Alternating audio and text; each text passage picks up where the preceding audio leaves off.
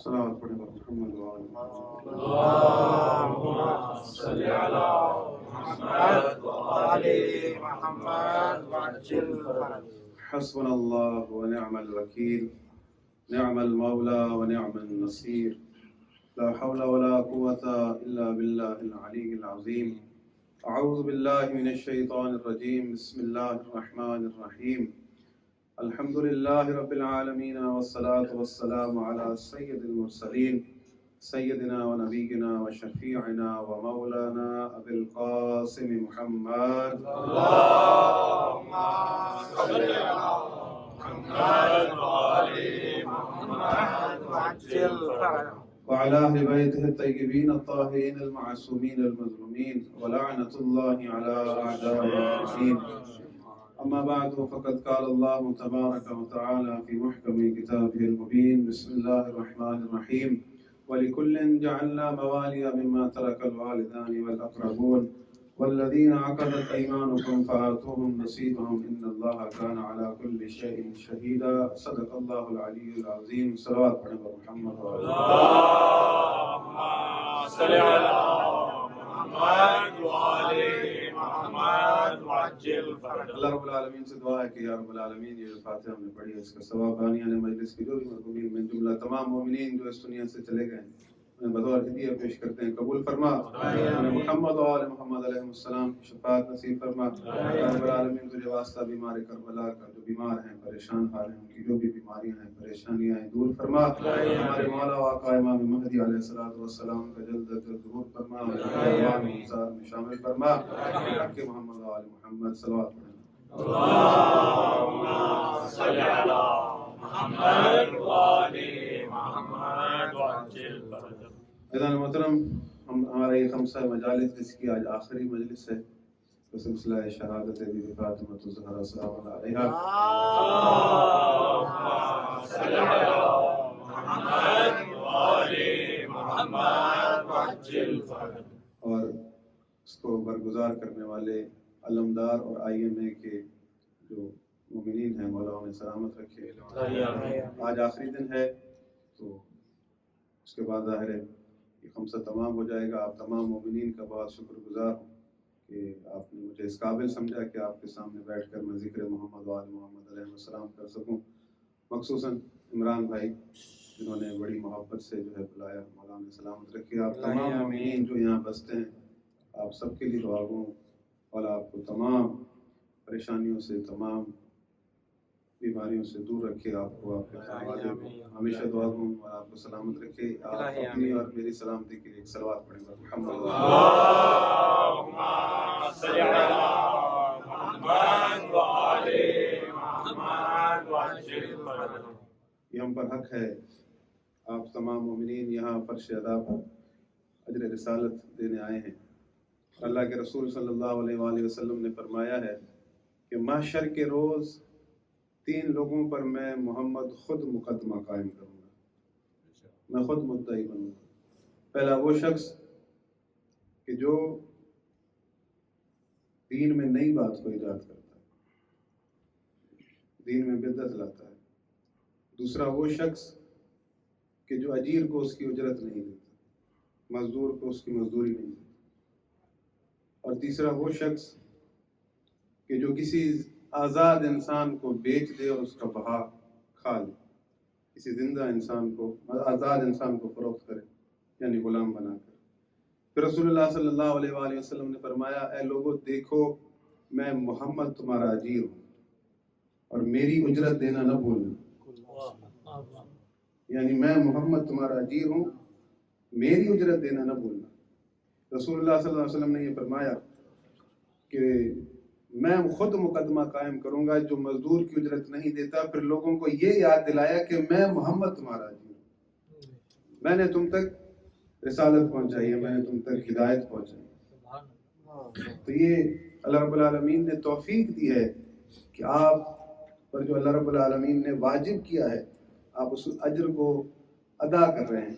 دعا یہ کرنا چاہتا ہوں کہ جیسا حق ہے اسے ادا کرنے کا ویسا حق ہمیں ادا کرنا. ایک صلوات پڑھیں محمد.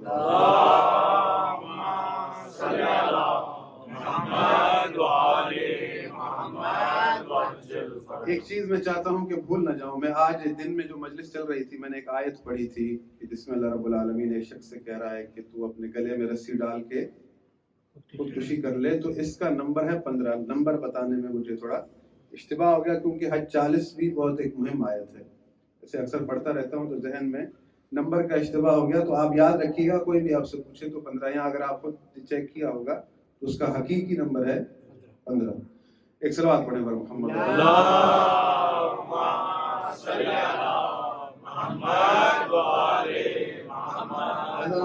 ہمارا موضوع چل رہا ہے وصیت رسول اللہ صلی اللہ علیہ وآلہ وسلم. آج آخری مجلس ہے ہماری.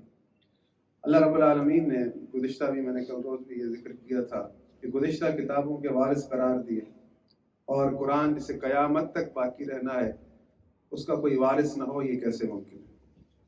یعنی کتاب ایسی کتاب ہے کہ جس میں تمام خوش خطب ہیں. اللہ کے رسول کا قلب وہ قلب ہے کہ جس پر قرآن نازل ہوا. اللہ نے خود کہا ہے کہ میں نے اپنے پیغمبر پر اس کے قلب پر قرآن نازل کیا.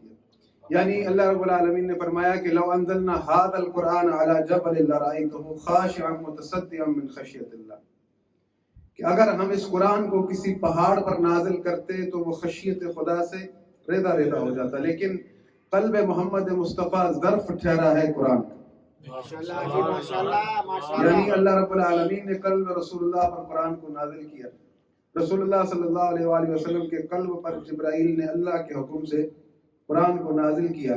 اب رسول اللہ کا قلب ہے ظرف قرآن.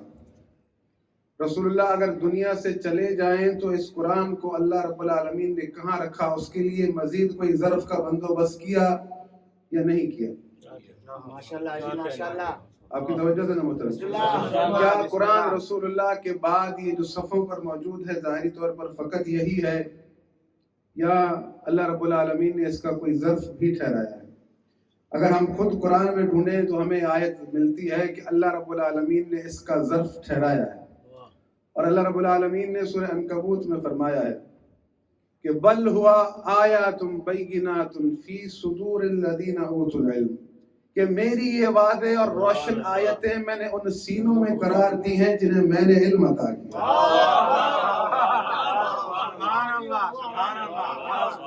میری روشن آیتیں, میری واضح آیتیں, میری بینات آیتیں, ان کو میں نے قرار دیا ہے ان سینوں کے اندر فی صدور الذین اوتوا العلم, کے جن کو میں نے علم دے کر بھیجا ہے. ماشاءاللہ جی ماشاءاللہ. کچھ سینے ایسے ہیں کہ جنہیں اللہ رب العالمین نے قرآن کا ظرف ٹھہرایا ہے. قلب محمد مصطفیٰ ظرف قرآن ہے. رسول اللہ کے بعد یہ قرآن اگر کسی ظرف میں منتقل ہوا, کسی سینے میں منتقل ہوا, تو وہ سینہ علی ابن ابی طالب. خدا کی قسم اس آیت کی تفسیر اگر آپ پڑھیں گے نہ فقط امیر المومنین بلکہ آخر تک امام مہدی تک روایت موجود ہے. جب بھی ان سے پوچھا گیا کہ مولا قرآن میں اللہ نے کہا کہ میں نے اپنی آیتوں کو ان سینوں میں رکھا ہے جنہیں میں نے علم عطا کیا ہے, تو وہ سینے کون سے سینے ہیں, وہ قلب کون سے قلب ہیں کہ جن میں اللہ رب العالمین نے اپنی آیتوں کو رکھا ہے؟ تو امام نے اپنے سینے پر ہاتھ رکھ کر کہا کہ ہمارے سینوں کے علاوہ کیا اور سینے ہو سکتے ہیں؟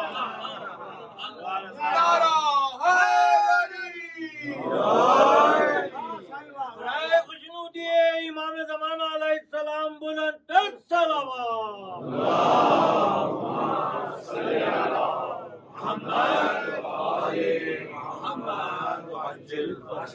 یعنی وہ سینے ہیں کہ جن میں اللہ کی واضح روشن آیتیں ہیں. یہی وارثان قرآن ہے. میں نے کل بھی یہ جملہ دہرایا تھا. مومنین کی تعداد میں کچھ کمی تھی, بہرحال آپ اور بھی مزید لوگ بیٹھے ہیں, یہ جملہ آپ دہرایا کریں. میں اکثر مجالس میں کہتا ہوں نوجوانوں سے کہ یہ بھی ایک تبلیغ ہے, لوگوں کو پتہ چلے در حقیقت. جب بھی اپنے کسی مولا کا, اپنے امام کا کوئی قول سنایا کرو, یہ کہا کرو کہ وارث قرآن مولا علی نے یوں فرمایا.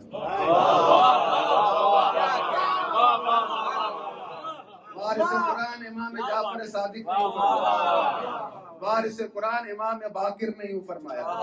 इस जुमले को इतना दोहराओ कि लोग जाके मुफ्तियों से पूछें, मुफ्ती साहब वारिस कुरान कौन है?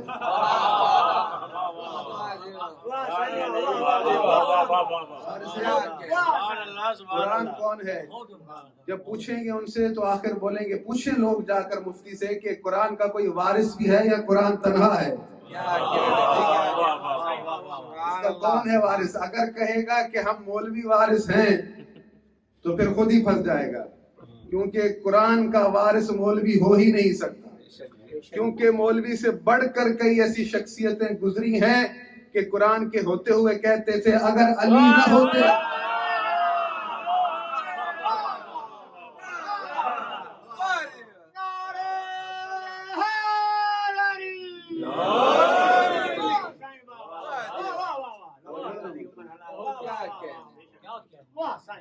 कुरान के होते हुए ये जुमला कहने पर मजबूर रहे, तो पता चला कि कोई खास कुरान का वारिस है, क्योंकि इस किताब को कयामत तक रहना है। आपकी तवज्जो है ना? अब यहाँ से आप अंदाजा लगा लेंगे, एक रिवायत मेरे ज़हन में आई है अभी, तो बाद औकात आप में से जो लोग मदीने गए, उम्रे पर गए, यकीनन गए होंगे, अगर कोई जो गए हैं अगर हाथ उठा दें तो उनकी तादाद हम देख लें। माशाल्लाह आपने देखा होगा कि रियाजुल जन्ना के अंदर बहुत रश रहता है, इतना रश रहता है कि आपको 2 रकात नमाज पढ़ने का टाइम नहीं मिलता, घंटों इंतजार करना पड़ता है। और कहा क्या जाता है कि जिसने भी रियाजुल जन्ना के अंदर 2 रकात नमाज पढ़ी, रसूलुल्लाह ने फरमाया कि मिन बैना कब्री व मिंबरी रौज़तुम मिन रियाजिल जन्ना, मेरी कब्र और मेरी मिंबर जन्नत के बागों में से जो हिस्सा है, जन्नत के बागों में से एक बाग है। जिसने भी यहाँ पर नमाज पढ़ी तो मुझ मोहम्मद का वादा है मैं उसे अपने साथ जन्नत ले जाऊंगा। तो लिहाजा मुसलमानों का सारा इज्तिहाम वही होता है कि यहाँ नमाज पढ़ लें, रसूल जन्नत में ले जाएंगे। ये अकीदा राइज है, यहाँ नमाज पढ़ेंगे रसूल हमें जन्नत में ले जाएंगे। जो कुछ मर्जी करते फिरे, एक ही बात है, हर तरफ ये चल रहा है। तो सवाल ये है कि आया हमारे पास भी इस चीज की यही तफसीर है? हमारे पास इस बारे में क्या है? इमाम नकी अलैहिस्सलातु वस्सलाम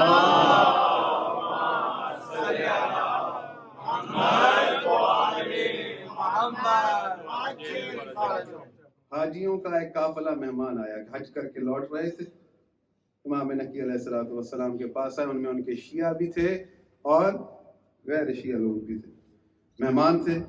मौला ने उन्हें बिठाया, उनके लिए मेहमानी का बंदोबस्त किया। उन्होंने खाना पीना खाने के बाद फारिग हुए।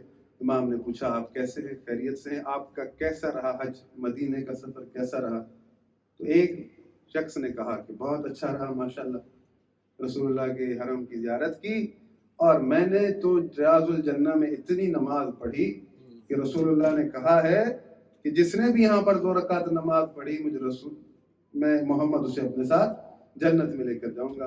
फिर उसने इस हदीस का जिक्र किया कि रसूलुल्लाह ने फरमाया है कि मिन बैना कब्री व मिंबरी रौज़तुम मिन रियादिल जन्नह, मेरी कब्र और मेरी मिंबर का जो ये एरिया है जन्नत के बागों में से एक बाग है, लिहाजा मैं जन्नत से हो आया, अब मेरी जन्नत कंफर्म है। अब जब वो ये बात कर रहा है तो इमाम उसे देख रहे हैं, उसकी बात सुन रहे हैं। इमाम नकी ने उससे कहा कि मुझे ये बता कि इस हदीस से तू यही समझा है? हम तो यही समझे। फिर इमाम ने कहा कि मुझे ये बता कि कोई जालिम, कोई फासिक, कोई फाजिर, कोई दीन का दुश्मन, कोई अल्लाह का दुश्मन, कोई अल्लाह के रसूल का दुश्मन यहाँ आकर नमाज पढ़े तो क्या अल्लाह के रसूल उसे अपने साथ जन्नत में ले जाएंगे? हमने तो हदीस से यही समझा है। तो इमाम ने फरमाया कि जिस तरह कुरान की आयतों की तावील की जरूरत है, इस हदीस की भी एक तावील है, तुम तक आधी पहुंची है, तुम तक आधी पहुंची है। कहा कैसे? इमाम ने कहा कि मैंने जब तुझसे ये सवाल किया कि कोई अगर फासिक, फाजिर, कोई जालिम, कोई अल्लाह का दुश्मन, कोई रसूल का दुश्मन, कोई दीन का दुश्मन यहाँ आकर नमाज पढ़े फिर भी रसूल उसे जन्नत में ले जाएंगे, तूने कहा हाँ, ऐसा नहीं है। इमाम ने फरमाया कि तुम दर हकीकत अल्लाह के रसूल के फरमान को समझे ही नहीं। अल्लाह के रसूल ने कहा था मिन बैना कब्री व मिंबरी, रसूल खुदा ने फरमाया था मेरी कब्र यानी मेरे दुनिया के जाने से बाद मेरी कब्र यानी अली की विलायत, میری قبر یعنی علی کی ولایت، من بین قبری و منبری، میری قبر اور میرا منبر یعنی میرے بعد علی کی ولایت. اس کے بعد جب تک ہمارے 12ویں کو منبر پر نہ دیکھ لو،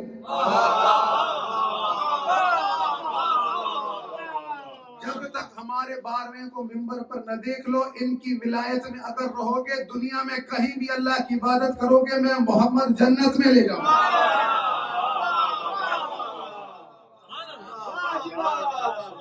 صلوات محمد آل محمد.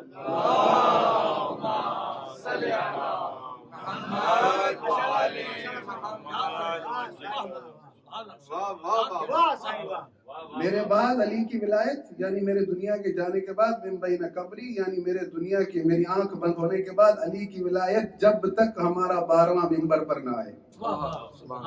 ان کی ولایت میں یہ زمانہ، اس زمانے میں خالصتاً اللہ کی عبادت کرو گے، دنیا کے کسی کونے میں بھی کرو، مجھ محمد کی ضمانت ہے، میں جنت میں لے کر جاؤں گا. لوگوں نے اشتباہ کر لیا بھائی یہاں پر اگر یزید نے بھی نماز پڑھی ہو تو کیا رسول اسے بھی جنت لے جائیں گے؟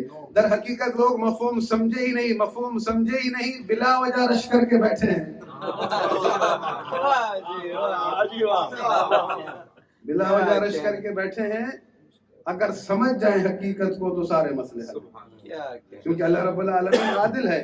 رسول خدا کا وعدہ سچا ہے لیکن وہ سمجھے نہیں کہ وعدے کی سچائی یہ ہے کہ میری بات کے آگے تسلیم ہو، جو نظام میں تمہیں دے رہا ہوں اس نظام کو قبول کرو.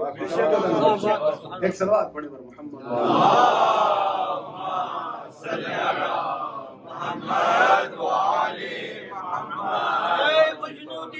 حضرت ابو طالب علیہ السلام و اولاد ابو طالب علیہ السلام بلند صلوات. اللهم صل علی محمد و آل محمد وعجل فرجهم ولا نعدم. بات یہ ہے کہ رسول اللہ کی باتیں بعض لوگ ایسے بھی گزرے ہیں کہ اللہ قرآن میں کہتا ہے کہ وَمِنْهُمْ مَن يَسْتَمِعُ إِلَيْكَ، اے محمد آپ کی باتیں کان لگا کر سنتے ہیں. وَمِنْهُمْ مَن يَسْتَمِعُ إِلَيْكَ حَتَّى إِذَا خَرَجُوا مِنْ عِنْدِكَ، جب آپ کے پاس سے اٹھ کر جاتے ہیں، قَالَ الَّذِينَ أُوتُوا الْعِلْمَ مَاذَا قَالَ آنِفًا، پھر جنہیں ہم نے علم دیا ہے ان سے پوچھتے ہیں کہ یہ رسول ابھی کیا کہہ رہا ہے. کان لگا کر سنتے بھی تھے. اللہ کہہ رہا ہے سننے کے باوجود پھر جن لوگوں کو ہم نے علم دیا ہے ان سے پوچھتے ہیں کہ یہ رسول ابھی کیا کہہ رہے تھے. سامنے سن کر جن کو رسول کی باتیں سمجھ میں نہیں آتی،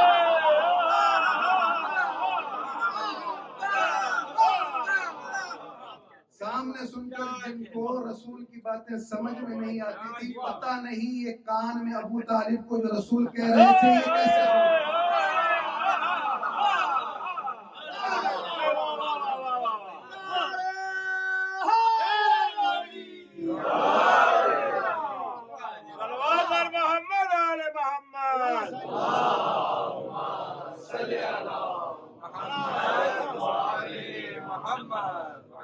اللہ کی مثالیں ہیں قرآن کے اندر. اللہ رب العالمین آپ کو بارہا جیسے کوئی چھوٹے بچے کو سمجھاتا ہے نا، اس طرح اللہ رب العالمین سمجھاتا ہے بندوں کو کہ اب میری بات، میری حجت قائم ہو جائے.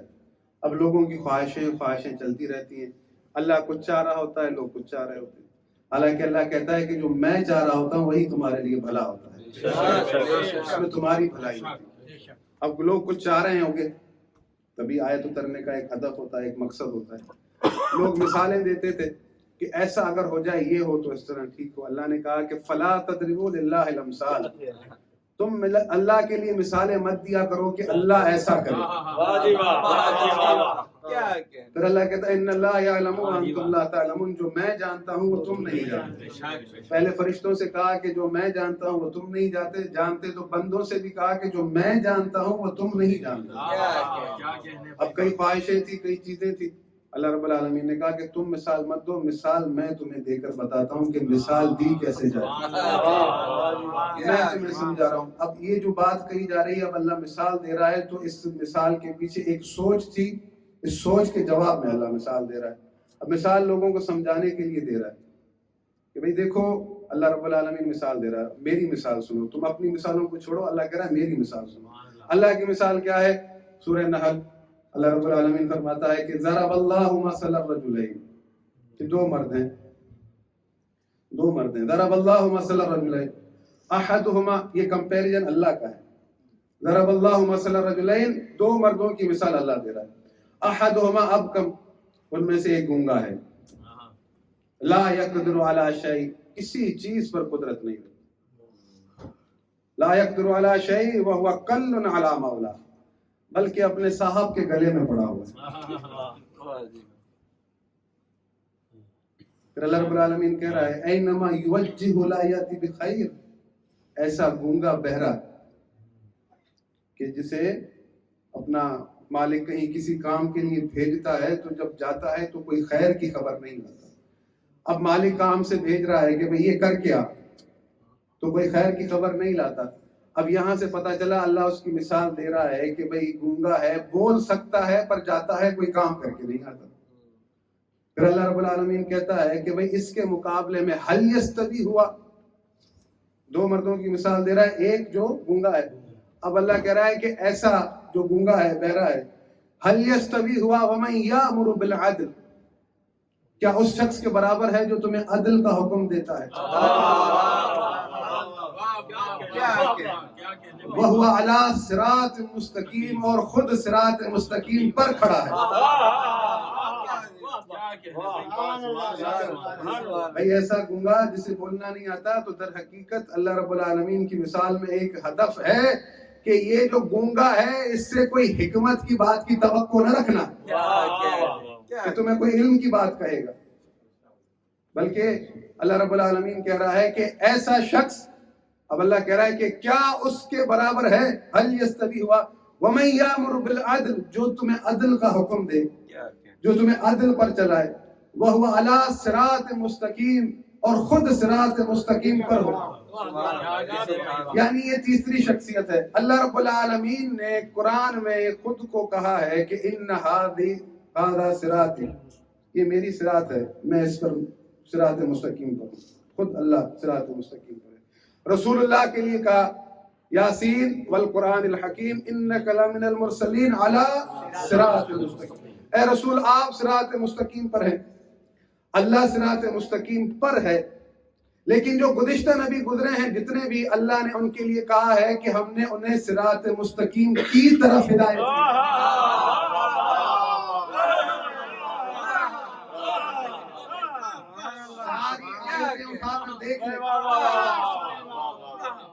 ساری آیتیں اٹھا کر دیکھ لیں, ہر نبی کے لیے کہا کہ ہم نے نوح کو صراط مستقیم کی طرف ہدایت کی, ہم نے ابراہیم کو صراط مستقیم کی طرف ہدایت کی, لیکن اللہ نے رسول اللہ کے لیے کہا کہ اے محمد تم صراط مستقیم پر ہو.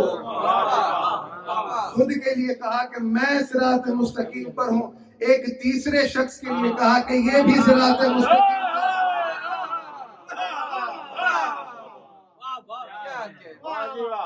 رسول اللہ مسجد سے نکل رہے تھے, مسجد کے دروازے پر پہنچے, حضرت عبداللہ ابن مسعود آئے. یا رسول اللہ ایک سوال پوچھو. کہا یا رسول اللہ, اللہ نے قرآن میں کہا اللہ صراط مستقیم پر ہے, ہمیں پتہ چلا اللہ صراط مستقیم پر ہے. آپ کے لیے کہا کہ آپ صراط مستقیم پر ہیں, ہمیں یہ آپ کا بھی پتہ ہے کہ آپ صراط مستقیم پر ہیں. یہ تیسرا کون سا شخص ہے کہ جس کے لیے اللہ کہہ رہا ہے کہ یہ صراط مستقیم پر ہے؟ رسول اللہ خاموش کھڑے رہے, وہ انتظار میں کھڑے ہیں کہ رسول اللہ سے میں نے سوال کیا, رسول اللہ جواب دیں گے. ابھی اس انتظار میں تھے کہ امیر المومنین تشریف, رسول اللہ مشغول ہو گئے امیر المومنین سے بات کرنے میں. جب بات کر کے تمام ہوئے, ابھی جواب نہیں ملا, رسول اللہ نے چاہا کہ اب آگے کی طرف چلیں. تو حضرت عبداللہ ابن مسعود نے گمان کیا کہ رسول اللہ جا رہے ہیں, میرے سوال کا جواب دیے. تو انہیں یاد دلایا, یا رسول اللہ میں نے آپ سے سوال پوچھا تھا کہ تیسرا شخص کون ہے جو صراط مستقیم پر ہے. تو رسول اللہ نے جواب دیا, عبداللہ دیکھ بھی رہے ہو, پوچھ بھی رہے ہو.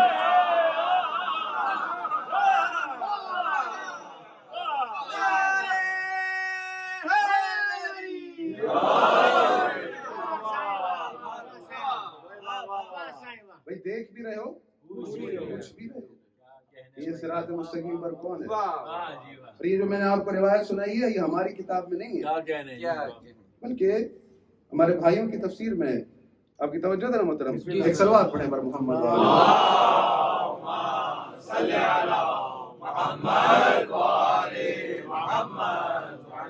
یہ تین شخصیتیں ہیں جو تین اللہ رب العالمین نے کہا ہے کہ یہ تین صراط مستقیم پر ہیں. تو جو قرآن صراط مستقیم پر ہے جو قرآن کا وارث ہے اسے سب پتا ہے کہ دین کیا ہے اور دین کو بچانا کیا ہے, دین کی محافظت کیسے ہو. آپ کی توجہ ہے نا.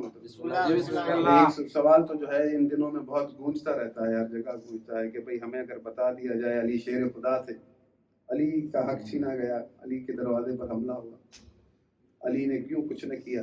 تو یہاں تک لانے کا آپ کو ایک ہدف تھا, مقصد تھا, آخری دن بھی ہے.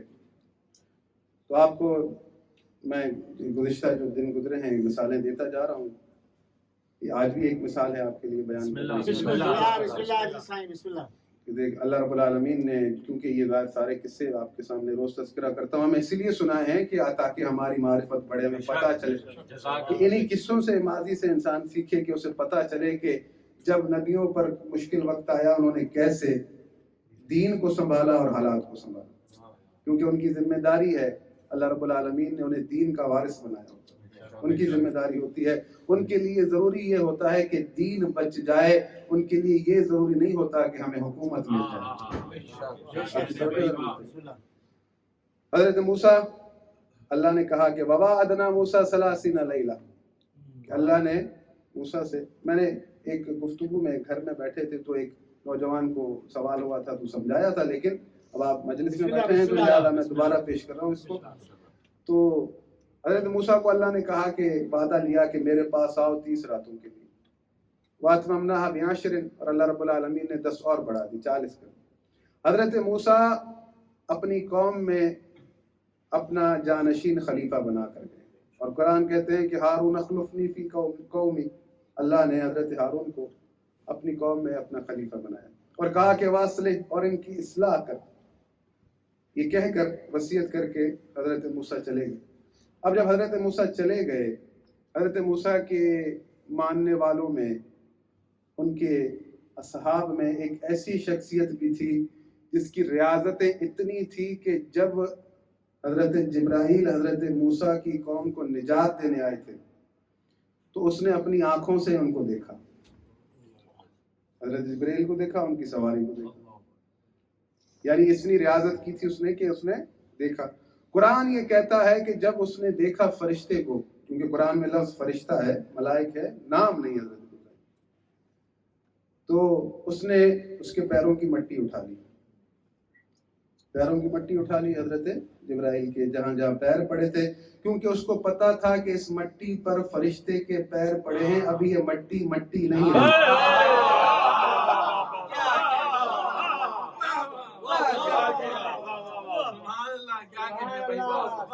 یہ مٹی مٹی نہیں رہی. وہ جانتا ہے کہ یہ ہے تو مٹی, لیکن پیر کسی ایسی شخصیت پہ پڑ چکے ہیں, اب یہ مٹی نہیں رہی.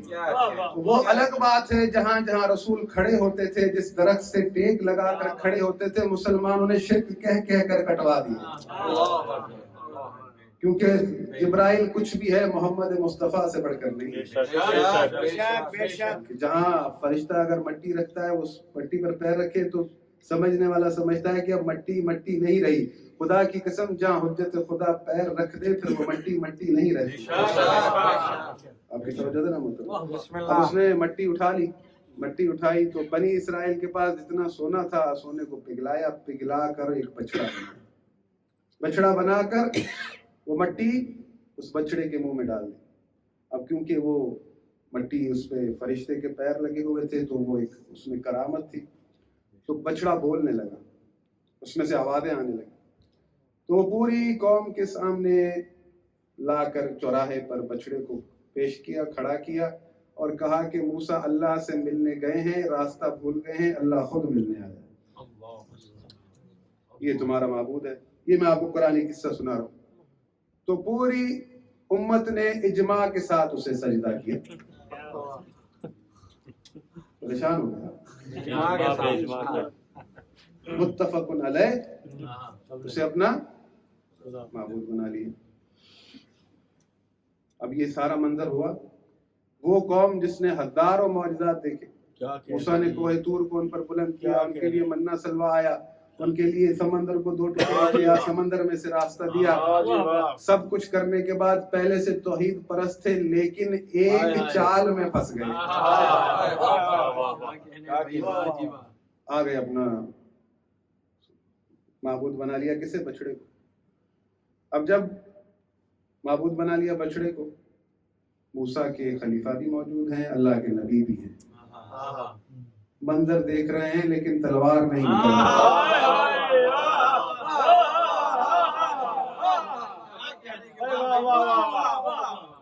आज तक हमें कोई ऐसा नहीं मिला कि किसी ने कहा हो पूरी की पूरी कौम अगर मूसा की घूम फिर गई थी तो हारून ने तलवार क्यों ना निकाली। कोई सवाल बनाने वाला नहीं मिलता। लेकिन एक नबी देख रहा है कौम की हालत, कि उन्होंने अल्लाह को छोड़कर बछड़े को माबूद बना लिया, लेकिन तलवार नहीं निकाली। तलवार नहीं निकाली। अब यहाँ पर कई सारे सवाल पैदा होते हैं, ये जवाब हम किससे लें? जवाब भी कुरान ने दिया। क्या उज़्र हुआ, क्या वजह थी? हजरत हारून ने तलवार नहीं निकाली। सारा तमाशा देख रहे हैं। एक नबी जो खलीफा भी है एक नबी का, और जानशीन भी है, नबी बना कर गए उसे, गए हैं कितने दिन के लिए? 30 दिन के लिए। लेकिन कौम का हाल क्या हुआ? एक नबी मौजूद है, यानी ये अल्लाह के नबी का खलीफा जो कि खुद भी नबी है, वो देख रहा है कि लोग बुत परस्ती पर राजी, बुत परस्ती कर रहे हैं, वो ये मंजर देख रहा है, लेकिन वो लड़ने पे राजी नहीं है, वो तलवार नहीं उठा रहा। अब इल्लत क्या है? हजरत मूसा जब लौटे, वलम्मा रजा मूसा इला कौमी गदबान आसिफा, गजबनाक हालत में, काला बेसमा खलफ्तुमूनी मिन बादी, कि तुमने मेरे बाद अल्लाह की खिलाफ वर्जी की है, और गुस्से में आए। वालकल अलवा वाखला बिरासी अखी, और जो अलवा थे उनके हाथों में वो फेंक दिए जो अल्लाह ने दिए थे तौरात के, और जाकर हजरत हारून की दाढ़ी के बाल और सर के बाल पकड़ लिए। तो उन्होंने कहा कि या बनैया ला ताखुद बिलियती वला बिरासी, मेरा सर और दाढ़ी मत पकड़े। इन्नी खशीतु अन तकूला फर्रक़त बैन बनी इसराइल वलम तरकुल कौली, मैं इस बात से डर गया कि तेरी कौम में कहीं तफरका ना हो जाए।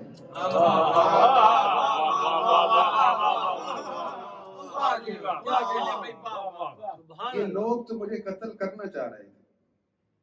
अब यहाँ आप एक चीज है समझने की बात, यह है कि अगर हारून तलवार उठाते हैं तो हारून के साथ थे कितने लोग? चंद लोग। अगर ऐलान करते जिहाद का तो हक के पास हमेशा थोड़े लोग ही आते, कोई 8-10% आ जाते, और 90% चले जाते कहाँ? सामरी के पास। अब ये जो 10% है, ये लाजिम है कि इन 90% को कत्ल करें, क्योंकि इन्होंने अपना माबूद बछड़ा बना लिया। अल्लाह अगर इन 10% को उन पर कामयाबी दे भी दे, फतह दे भी दे, तो ये हक वाले भी 7-8% शहीद हो जाए। समझ ना, मतलब 7-8% ये भी शहीद हो जाए। बचेगी कितने? 2%, 3%। अगर हजरत मूसा आते, वो सारा मंजर देखते कि मेरे भाई ने मेरी पूरी कौम ही मार दी, कहते थोड़ा तो सब्र करता।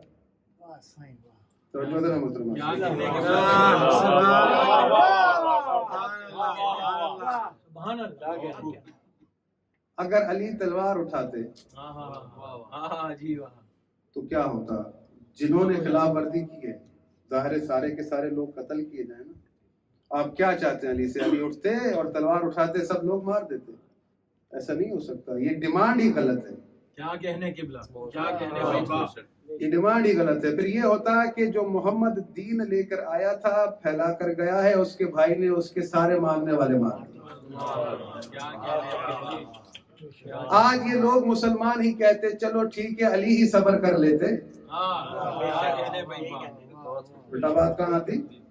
मौला अली अलैहिस्सलाम पर। आपकी तवज्जो था ना, मतलब देखिए کیوں مولا علی تلوار اٹھائے؟ یہ کیسا تقاضا ہے؟ کیا کہنے بھائی باپ. اسی لیے رسول خدا نے کہا تھا کہ یا علی انت منی بمنزلت ہارون من موسیٰ.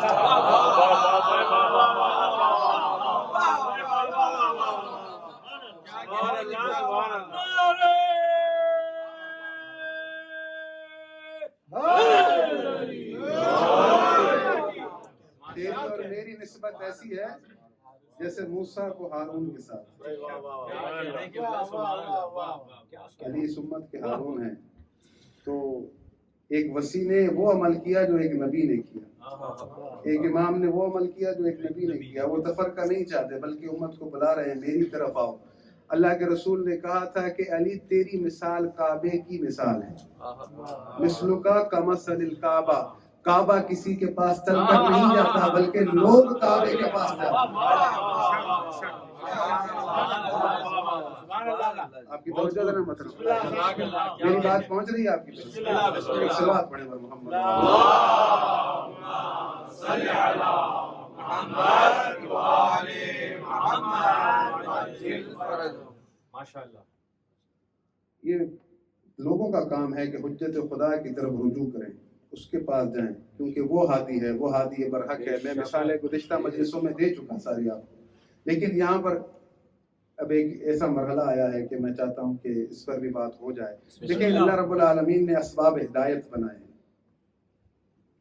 اسباب ہدایت میں سب سے بڑا سبب ہدایت کون سا ہے؟ اللہ نے قرآن میں کیا کہا ہے کہ یاسین والقرآن الحکیم انک لمن المرسلین علی صراط مستقیم وَإِنَّكَ لَتَهْدِي إِلَىٰ صِرَاطٍ مُسْتَقِيمٍ. اے محمد آپ صراط مستقیم کی طرف لوگوں کو ہدایت کرتے ہیں.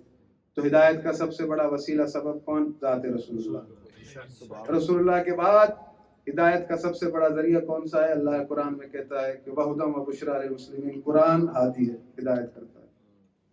توجہ، قرآن ہدایت کرتا ہے. ایک سبب ہدایت رسول اللہ، دوسرا سبب ہدایت قرآن. تیسرا سبب ہدایت قرآن میں اللہ کہتا ہے کہ وَجَعَلْنَا مِنْهُمْ أَئِمَّةً يَهْدُونَ بِأَمْرِنَا لَمَّا صَبَرُوا. ہم نے امام قرار دیے ہیں جو ہمارے امر سے لوگوں کو ہدایت کرتے ہیں. یہ بھی ہے سبب ہدایت. چوتھا سبب ہدایت وَهُدُوا إِلَى الطَّيِّبِ مِنَ الْقَوْلِ وَهُدُوا إِلَى صِرَاطِ الْحَمِيدِ. میں قول طیب سے لوگوں کو ہدایت کرتا ہوں. اور قول طیب کیا ہے جس کے ذریعے ہدایت ہوتی ہے؟ تو قول طیب ذات فاطمۃ الزہرا ہے.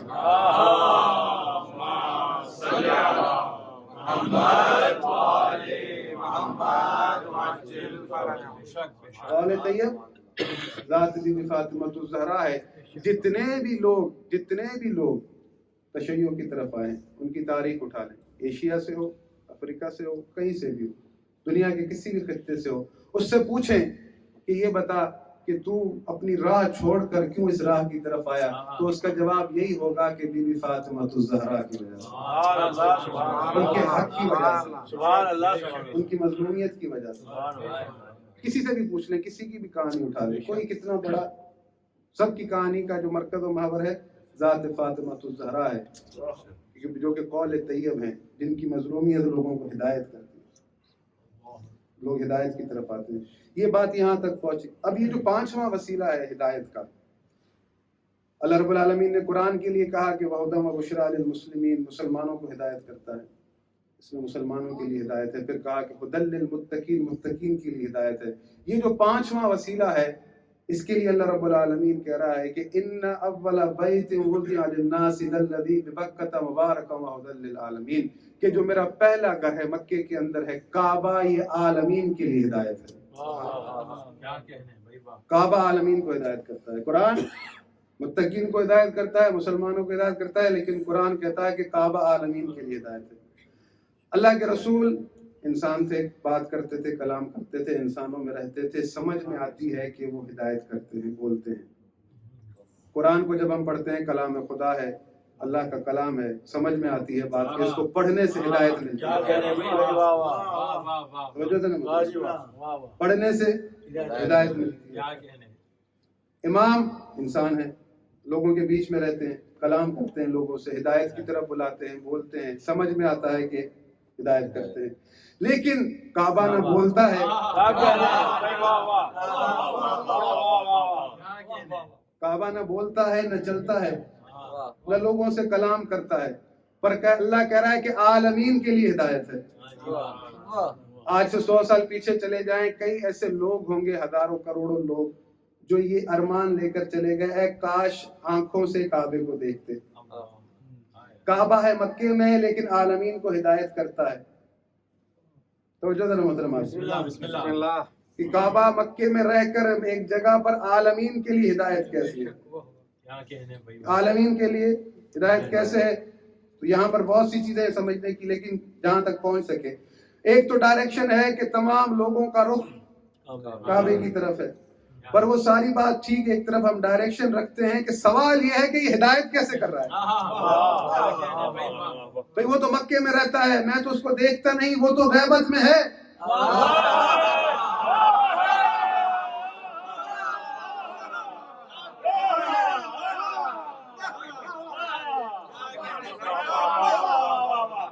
وہ تو میری آنکھوں کے سامنے نہیں، یہ تو کیمرہ تو ابھی 100 سال پہلے آیا ہوگا نا۔ بھائی میں تو اس کو نہیں دیکھ رہا، میں یہاں بیٹھا ہوں، وہ مجھے ہدایت کیسے کرتا ہے، میرے لیے ہدایت کیسے؟ وہ تو غیبت میں ہے۔ بھائی کئی لوگ ایسے اٹھتے ہیں جو کہتے ہیں کہ یہ شیعوں کا کیسا امام ہے جو غیبت میں ہے، جس کا نہ فون نمبر ہے نہ واٹس ایپ نمبر ہے۔ ارے میرے بھائی، تو تیرے پاس کعبے کا واٹس ایپ نمبر بھی تو نہیں؟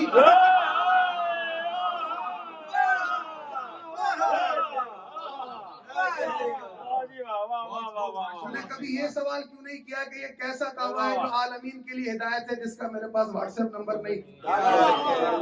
یہ میری آنکھوں سے اوجھل ہے۔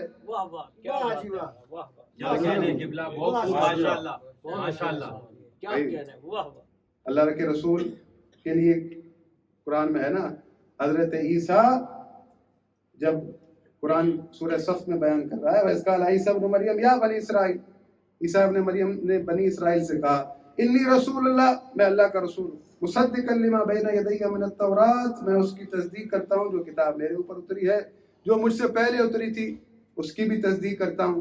پھر وہ کہتے ہیں ومبشرا برسول یاتی من بعد اسمہ احمد، اور میں تمہیں اپنے بعد آنے والے رسول کی پیشن گوئی کرتا ہوں، بشارت دیتا ہوں جس کا نام احمد ہے۔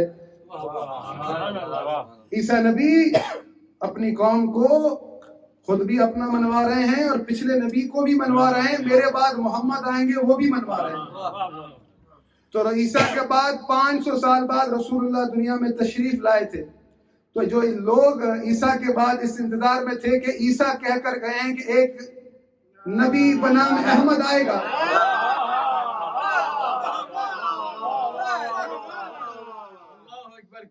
تو انہوں نے کبھی نہیں کہا کہ عیسیٰ میں کس کے انتظار میں بٹھا کر گئے ہیں جس کا کوئی واٹس ایپ نمبر ہی نہیں ہے۔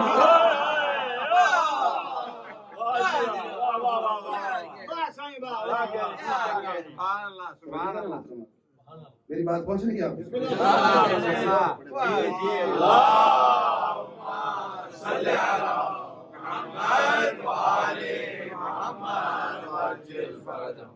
ماشاءاللہ صحیح، ماشاءاللہ۔ میں اپنی بات پہنچا پا رہا ہوں آپ سے؟ ایک سوال پڑھیں، اب ٹائم آ گیا ہے جو میں نے آپ سے وعدہ کیا تھا۔ صلوات بر محمد۔